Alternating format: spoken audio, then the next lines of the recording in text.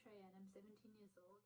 I'm going to be talking about what changes I would make if I was Prime Minister, like if I had the chance to be Prime Minister, and how I would be using Srila Prabhupada's books to help me.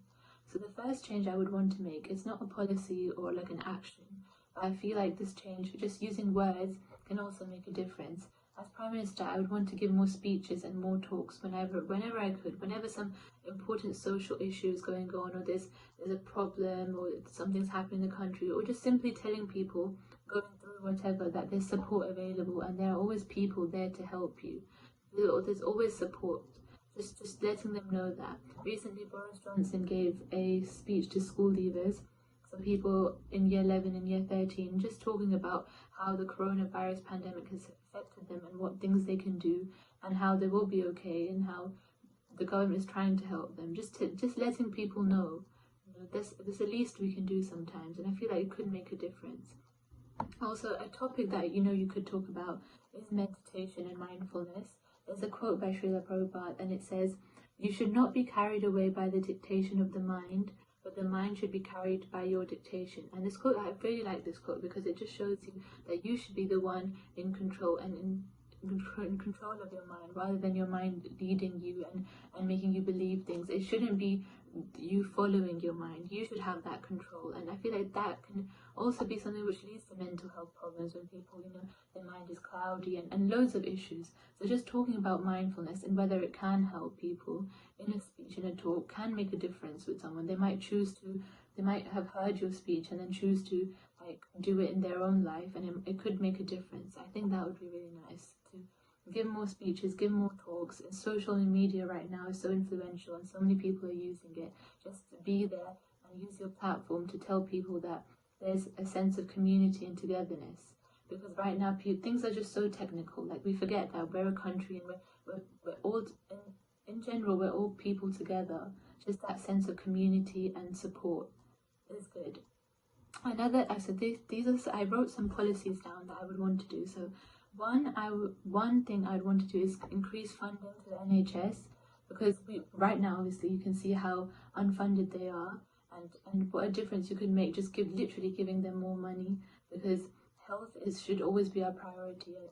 And having the money and having the choice to give it, I would want to give it to the NHS first, just helping them, because the health of people should come first before anything else. And as well as that, Srila Prabhupada would want to show that we should put people first before anything else. And another thing, so health can lead to financial stress, mental health issues. So just showing people that they will get the best of healthcare is your responsibility. So basically, I'd want to fund the NHS more and increase their funding. Another thing I would want to increase the funding of is care homes, because elderly people in general can be quite vulnerable, whether it's to diseases, especially right now. I'd want to increase their funding and make sure they get as much help as they need. And that's not just to do with finance. That's not just to do with health and finance. Care homes, as in they have people to talk to, and if they can organize small event and trip days, or just having people there and organizing things for them. I did last year. I did research on the elderly and how loneliness affects them, and I found out that some old elderly people simply book appointments to the doctor just so they can have someone to talk to, and it shows that the extent of how loneliness has gotten to them. So just increasing the funding to care homes, showing that they have the resources they need to organize things, and they can help the elderly in the best way they can. I think that's really important. So mainly I'd want to increase the funding of the NHS and care homes. Another policy I'd want to do is increase taxes on cigarettes. So cigarettes, just knowing that they're a negative externality, they not only harm the person smoking, but they harm passerbys as well. So cigarettes lead to so many health issues, and 90% of lung cancer and all of that is because of cigarette smoking. So increasing the taxes on cigarettes is something I'd really want to do. And Srila Prabhupada simply help people throughout their life. So if I have the power, then I'd want to make a change, because increasing the taxes would maybe prevent people from smoking and wanting to smoke. It could make a difference. Also, educating the youth in school about the dangers of drugs, smoking, alcohol. It could could really affect from a young age, being told and being more educated.